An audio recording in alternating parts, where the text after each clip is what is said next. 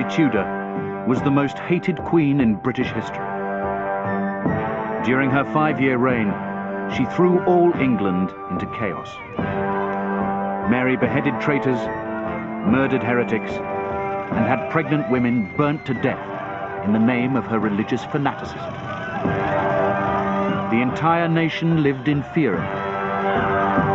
Make no mistake about it, the burning of somebody at the stake is a very nasty business. It takes a long time to die. The smell of human burning fat would have been overpowering.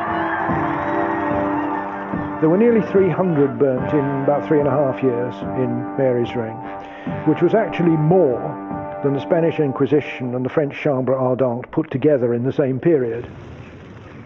Thousands fled into hiding, and the streets of English cities were polluted with the putrid smell of burning flesh.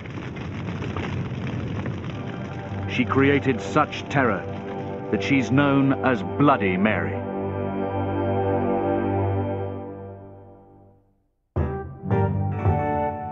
Mary Tudor was born at Greenwich in 1516. She was the only surviving child of King Henry VIII and his first wife, Catherine of Aragon. The reaction to Mary's birth is one of happiness, but very muted happiness, really. People were not cheered up by the fact that the child that was born and lived was a daughter. Henry wanted a son to succeed him, and Mary's arrival was seen as a second-rate birth. After several miscarriages and 5 dead children, Mary's mother, Catherine of Aragon, went through the menopause. Henry knew that she could never provide him with the male heir he so desperately wanted. Henry realized that there would be no son and began asking, well, why? And his answer was, well, God doesn't want me to have a son because my marriage is wrong. My marriage doesn't exist. England was a Catholic country, but the Pope would not allow Henry to annul his marriage. Henry broke from Rome and declared himself the supreme head of the new Church of England. In January 1533, after learning that one of his courtiers, Anne Boleyn, was pregnant, Henry secretly married her to avoid the risk of having a bastard son. But Anne gave birth to a girl, Mary's stepsister Elizabeth. 4 months later, his Archbishop of Canterbury, Thomas Cranmer, declared Henry's marriage to Catherine null and absolutely void, and pronounced his marriage to Anne good and lawful. Mary was 17 years old. Therefore, Mary was illegitimate. Suddenly, this child who's been treated like the most special girl around is told that she has to say, from now on, she is a bastard. Like her mother, Mary refused to accept this decree. The bond between mother and daughter became stronger. They were totally dedicated to the traditional form of Catholicism that Henry had abolished. Right at the center of Mary's life was a drama. It's called the Mass. It's a drama of light and color and Latin and music, and at the heart of it you make God on a table out of bread and wine. And for Mary, that was absolutely central. When Catherine's health began to deteriorate, Mary was banished from her room. Catherine died in 1536 without ever seeing her daughter again. Mary finally signed her father's act of succession in the same year, but she didn't hide her hatred of Anne Boleyn. I think Mary is pushed aside by Anne Boleyn, there's no doubt about that. She would have regarded, as her mother regarded Anne Boleyn, as what the Spanish ambassador always calls Anne Boleyn, which is the whore. She is very obstinate, very difficult. I mean, that comes out very clearly in her conflict with her father and in her relations with Anne Boleyn. What you see is what you get, and pretty rough it is too when she's in that mood. Now in her early 20s, the constant psychological strain began to take its toll on Mary's health. It's a period of enormous stress for her. I mean, she has menstrual problems anyway, almost from the word go, and they get very much worse. Her disfavor with her father led Mary to live in fear of her life. There are rumours in 1534 and 1535 of Mary's execution. The rumours are circulating amongst the ambassadors and amongst Mary's support network at court. Certainly Mary has a profound fear of being poisoned, and this fear never really leaves her. Mary's fragile physical and mental state took a further blow when Henry finally had a child with his fourth wife, Jane Seymour, in 1537. Henry VIII at last has his long looked for male heir, and there is tremendous rejoicing at court, and there's tremendous rejoicing all over England as well. Hogsheads of wine are broken open at market crosses and in parish churches. People celebrate, people set off fireworks and bonfires. With his male heir in place, Henry VIII decided to rewrite the succession. Obviously, the person who would succeed would be his son, but what would happen after that?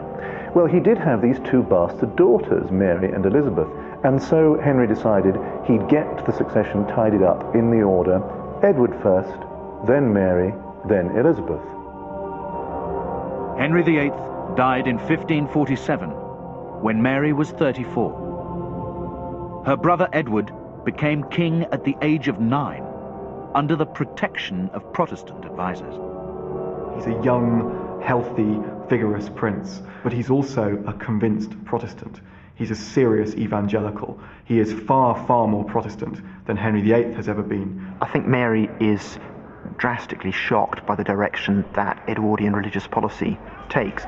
Churches are being whitewashed, statues and stained glass windows are being taken out, Protestant doctrines being officially preached in the church, and the Mass is replaced with a service in English, and it's that sparks Mary's really conspicuous disobedience to the government of her young brother. During Edward's reign, I think she must have felt that this was it, there was no future, and there would be no chance that her beloved world, her religion, anything would survive the entire Protestant revolution which Edward was carrying out. The years of stress and illness had turned Mary into a pale, bitter woman. Her faith became her obsession. On several occasions, Edward sent deputations to persuade Mary to accept his new religion. Sticking to her religious principles, she refused to bow to her younger brother's demands. The Mass, the sacrament of the altar, is central to her personal faith, and it's Edward's counsel, it's the heretics who try to get rid of that. That is why she hates heretics. Her stand was supported by the Spanish monarchy, who were burning Protestants at the stake for rejecting Catholicism. But in England, these heretics were in power. There seemed no chance of returning to the Catholic faith while her brother was on the throne. Edward suddenly became ill in 1553, and the royal succession was again thrown into chaos. As Edward VI is lying dying, he is fully aware that he is facing a crisis. It looks strongly as if the only option for the succession is for Mary to come to the throne. Mary, as we know, has battled against Edward to retain the Mass in her own household. So this pious little Protestant evangelical king is faced with all his work being undone, the temple being rent asunder, Catholicism returning to England. And so he inaugurates a plot.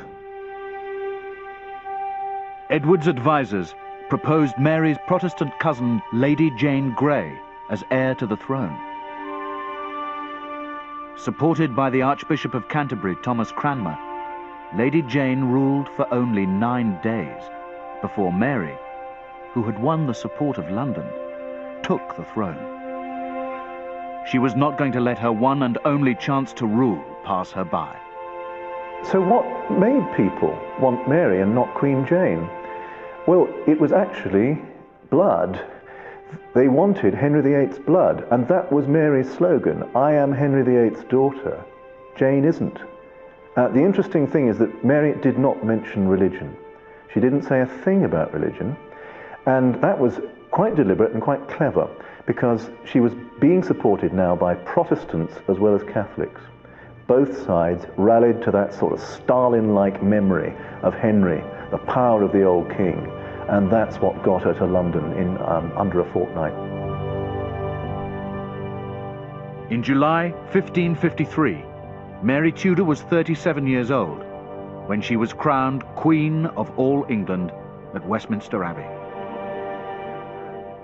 She was determined to restore the Catholic allegiance and to punish those who'd made her last 25 years a misery. The same year, she cemented her ties to Catholic Europe in a marriage of alliance with King Philip II of Spain. Philip must have been a little crestfallen, shall we say, at the thought of marrying Mary. She was older. She was notoriously not much fun. She marries at the age of 37. She's an old maid by that time. And I think that screwed her up quite considerably as well. For the Protestant nobility, it was hard to accept a female Catholic queen, but impossible to accept a foreign Catholic king. Within months of taking the throne, a large-scale Protestant rebellion was crushed by Mary. She decided to show her enemies how swift her Catholic justice would be. So there are hangings. A number of the rebel leaders are dispatched. The Duke of Suffolk is executed. Poor little Jane Grey, the 9 days queen, is now executed as well. There is a fear at one stage that Princess Elizabeth herself may be facing execution. Certainly this is a rumour being reported by the ambassadors at the time.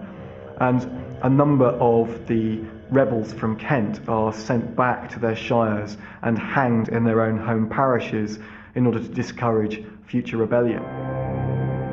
Now she was queen. Mary would return her country to the Catholic fold by all means necessary. Protestant England was about to experience the revenge of Mary Tudor.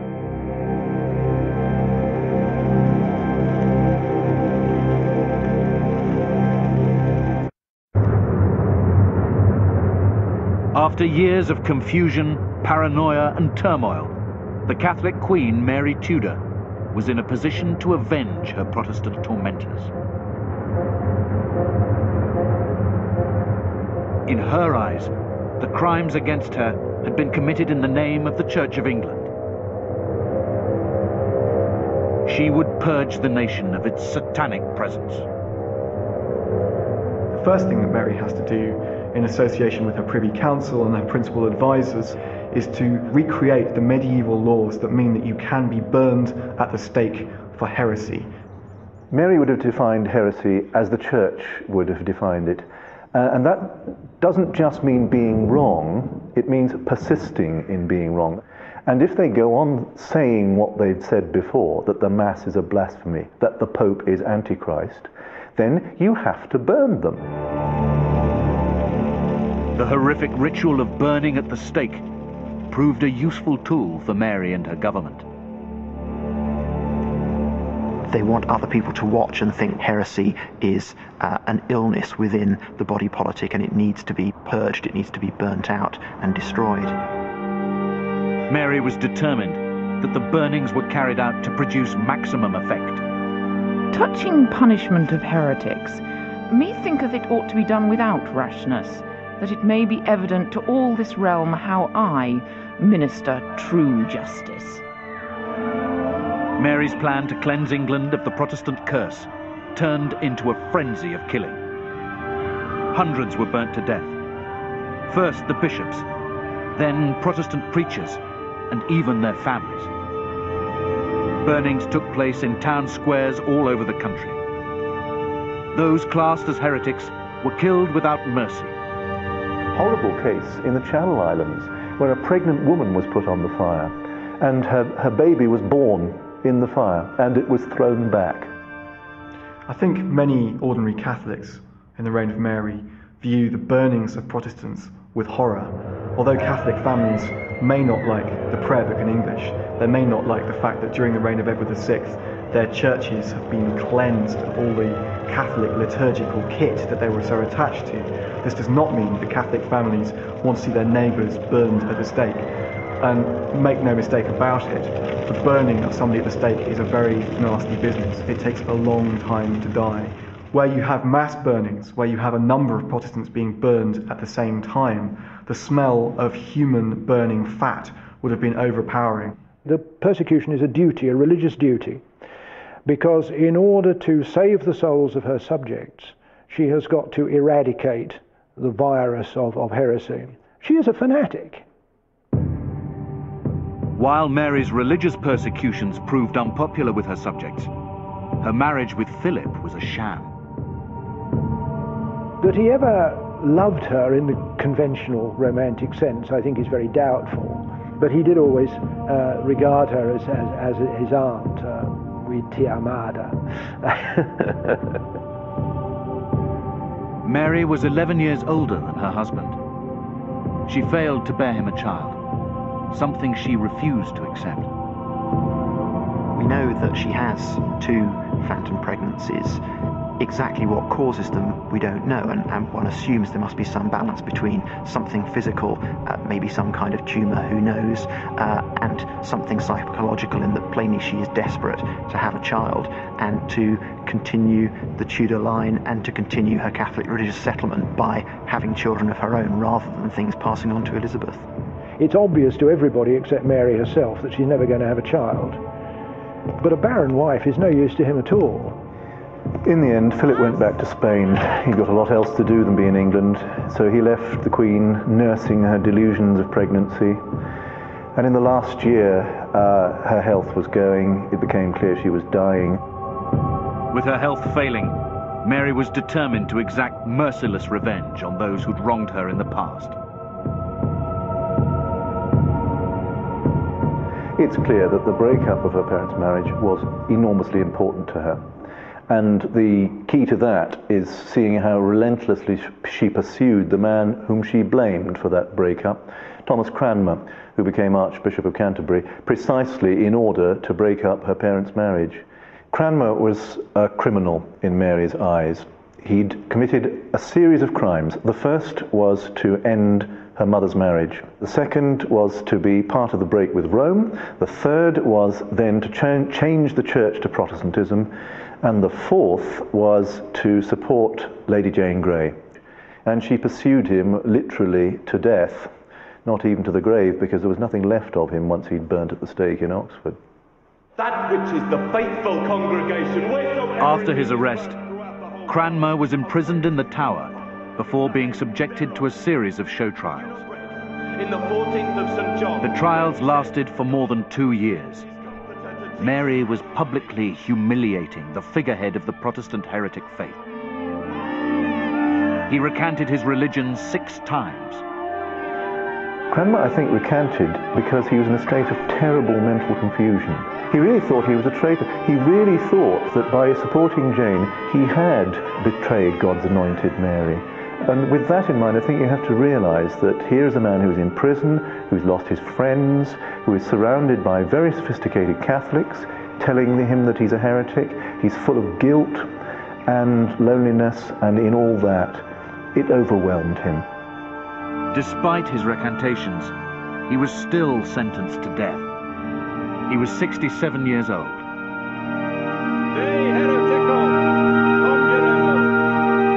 Before he died, he was publicly shamed as a Protestant heretic.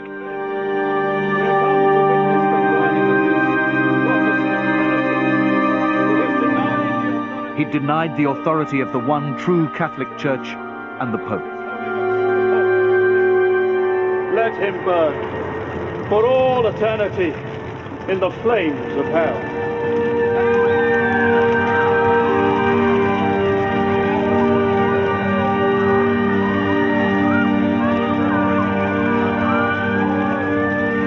He was burnt at the stake in Oxford in May 1556. Mary would simply not let him off the hook. He had done everything that the church demanded. He had said that he was a heretic. He had said that he was sorry for being a heretic, and he still died. Even at the time, people thought this was bad form. Catholics were embarrassed about it, and the government's explanations, which they put out as propaganda, were not very convincing. There were nearly 300 burnt in about 3.5 years in Mary's reign, which was actually more than the Spanish Inquisition and the French Chambre Ardente put together in the same period. Mary's policy had a catastrophic effect. The nation united against her. Now this is a very unequal policy, I think, because it falls particularly on those who can't get away into exile. So we find that the poor are suffering, popular preachers, even the blind, women, pregnant women are all burned at the stake. Protestantism suddenly becomes a credible religious movement. And the rank and file Protestants who've been looking at what was going to happen, they say, this is real conviction. You don't die unless you are really convinced. You certainly don't die in that kind of way. Horrible death. And therefore you begin to get other people prepared to go down the same road. And as soon as that begins to happen, the government is trapped. After 5 years of tyranny, Bloody Mary had become a hated monarch. Mary is unpopular because of her marriage, because of the religious persecution. Most important of all, her regime loses its credibility when she fails to have a child. It is clearly going to come to an end when she dies. The ill health that had troubled her from childhood finally caught up with Mary. As she lay dying, her country was falling apart.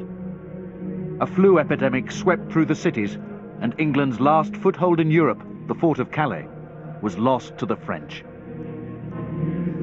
Now, those events are read in a providential way by Protestant critics, that these disasters show that God is condemning Mary for her policies. And Mary herself, although she didn't accept that, of course, was worried that she must have done something to upset God. I think she felt she'd been a failure. Mary Tudor, Queen Mary I, died in 1558 at the age of 43. She would have died a bitterly disappointed woman. No heir, her husband had gone. The Catholic faith was at an end. Protestantism would come back now. Within months of Mary's death, her sister, Queen Elizabeth I, had united the nation under a Protestant regime. The Church of England remains dominant to this day.